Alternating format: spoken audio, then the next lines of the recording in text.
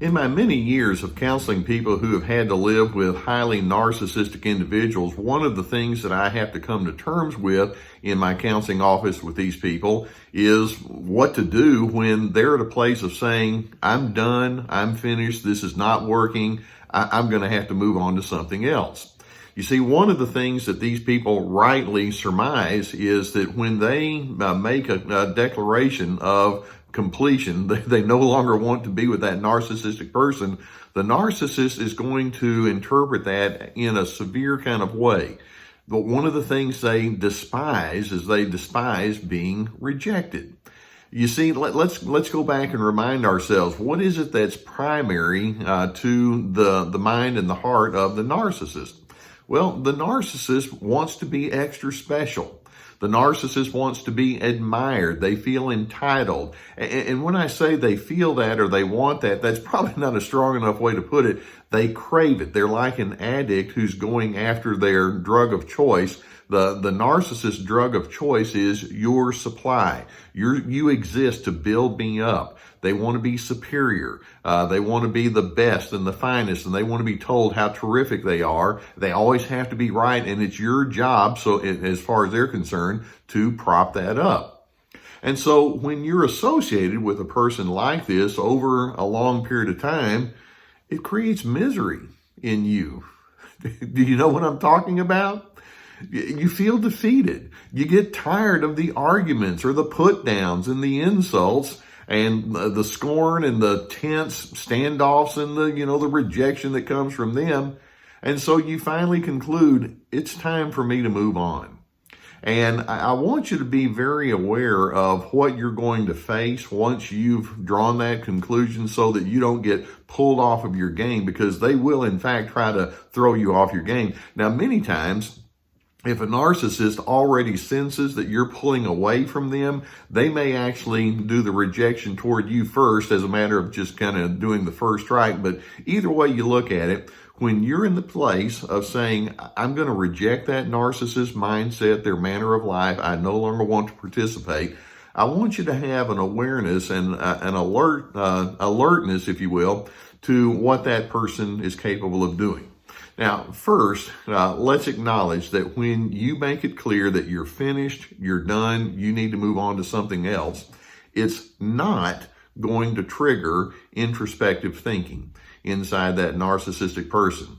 You'd like to be able to sit down and talk with that person and say, there's some things that do and some things that don't work in a relationship. Let's talk about what that might mean. They can't think that way with you. So there is no sense of introspection that they're going to bring to the equation. Instead, they're going to have a type of shock.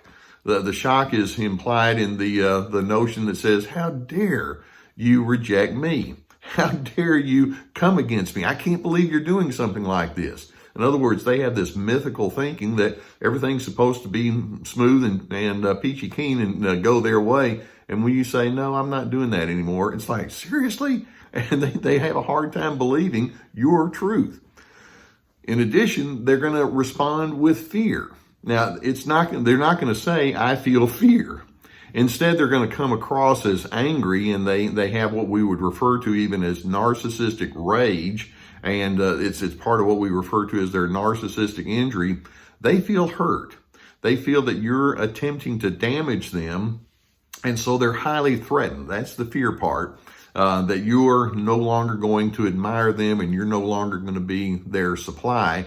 And so they can come out with all sorts of angry reactions and punishment and all the rest. They're going to go into self-protective mode. They're going to do a lot of rationalizing and justifying. Well, you need to know why I'm the best one here and I'm smarter than you, and why my way of life is better than what your way of life is. I really do know what's wisest and best, and they're going to justify and rationalize why it's okay for them to have all of their narcissistic characteristics, and you're thinking, yeah, that's why I need to get away, because you can't let go.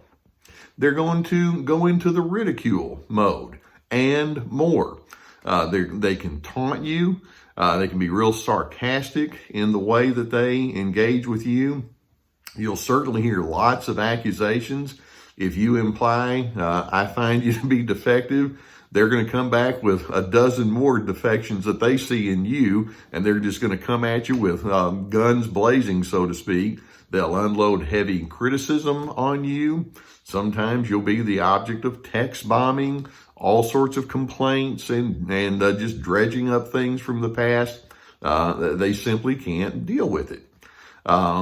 Basically, we can say another thought is their ears are turned off. When you let it be known this is not working, it's like they have no ability to hear you. Rather than saying, this gives me some things I need to pay attention to, tell me more. They won't think that way in a million years. They're going to illustrate the shallowness of any previous commitment or attachment that they may have had with you. When you let it be known to that narcissist, I'm not doing this anymore, they can just turn it off just like that. It's like, whoa. So now that I've let you know that this isn't working, it's as though I'm just a complete nobody to that person. And you'll be despised. And it's amazing how quickly they can go from being somebody that says, okay, you and I are on the same team, to I hate your guts and don't you ever come into my place ever again. And they can do that very quickly. They can turn off any kind of loyalty that might have been there with you. And then sometimes they'll stalk you, or they'll just show an unnatural curiosity about where you're going and who you're with and what you're saying next. They may harass you in public. They may try to run a smear campaign. I say all this because it's important for you to know that when you make that final conclusion, I need to pull away, it's not going to be pretty. You hear people talk constantly when you're dealing with a narcissist, well, just go no contact. Well, we're kind of talking here about sometimes you just need to completely pull back, but you also need to be aware of what this does. You're disturbing that bear that's going to come at you. See, let's understand certain key ingredients about a narcissist for you to prepare your mind for. These are individuals who don't know how to move forward in a healthy way. They're unable to take responsibility for their role in problems. They're unable to learn from their mistakes. They're unable to process what you feel at all. They're unable to be humble. Can you think of a narcissist that says, I felt this coming. In all humility, I need to really think this through. No, they're not going to think that way. They're unable to be fair-minded or objective.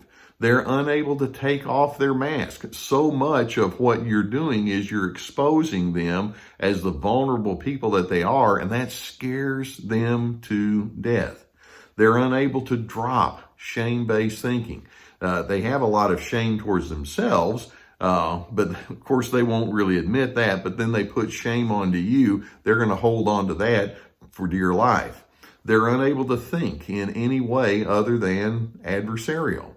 They're unable to manage ambiguity. They're unable to be diplomatic. And so when you say, I've had enough, I'm moving forward, you'll need to know what you're up against, and you'll just kind of need to brace yourself. All of this that I'm saying and then more is going to come at you.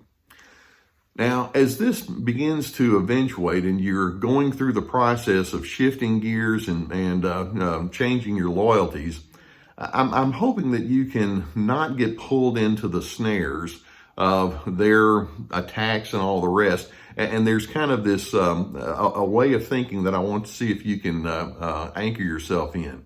Let me put it to you backwards. What you don't want to do is you don't want to think externally primarily. And by that, what do I need to do to make my externals look better and feel better? How do I make that person understand me or know me? In other words, if you can just get that narcissistic person out there to be okay, then you'll be all right. Instead, you want to be internal in your drive and in your motivation. Ask yourself from the inside out, why am I needing to move away from this person? And I'm hoping internally that your intrinsic response is, I can do better. and I deserve better. I'm meant for something more than just being someone's source of supply. I'm certainly not going to be anyone's verbal or emotional punching bag. And then also let's recognize that now in retrospect, you can see that narcissist is they keep coming back to you because they sort of assume that they could control you. It's almost as though they selected you to be the one that says, you're going to do my bidding. Well, you know what? I'm not going to be your selected source anymore. I am no one's tool. I'm no one's source for this erratic kind of life. You see, I'm free. I'm competent. I'm responsible. I'm reasonable.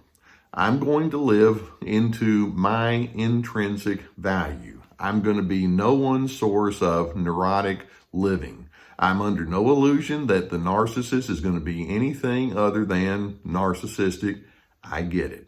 And so I'm hoping that there can be this inside out mindset that you carry with you that says, if the narcissist feels just terribly injured and they're going to come at me with all of this fear and threat and anger that comes with them, the bottom line is that makes it even more necessary for me to lean into my healthy way of life. And if the narcissist is unable to be decent and responsible, that's no longer my problem to have to solve. I hope that you get good insight and awareness from videos such as this. My whole purpose in doing this is I want you to learn how to see what this narcissistic pattern is so that you can learn to lean into your much healthier alternative, and you and I can be on Team Healthy. If you find videos such as this to be helpful, I would encourage you to go underneath and hit that subscribe button. We're going to have more that are going to come your way. We have an email list that you can join. If you need counseling, and in a case like this, that might be warranted. I hope that there would be somebody that you could seek in your immediate area. And if you don't have somebody in that role, then we've vetted a group that we have a link below, and you can go, and it's an online counseling service. And I trust them. Like I say, I've received good input and feedback from people who have used this service. In addition, we have my free to be online video workshop, and actually it's a really large course that you can take, and it can it's your way of saying, I'm breaking out. I'm going to be my own free person. And if you find something like that to be useful, then certainly avail yourself to that. In addition, we have our websites, survivingnarcissism.tv, drlescarter.com. We have links to our books and other resources below. When you reject a narcissist, the narcissist is not going to go down easy. It's sad to say, but there are just times when you have to protect yourself. And in doing so, I hope that you can be committed to your own good thinking, your own good resolve and motives. And as you do, I'm hoping that you can get away from that person that creates chaos, and instead you can find your place of well-deserved peace.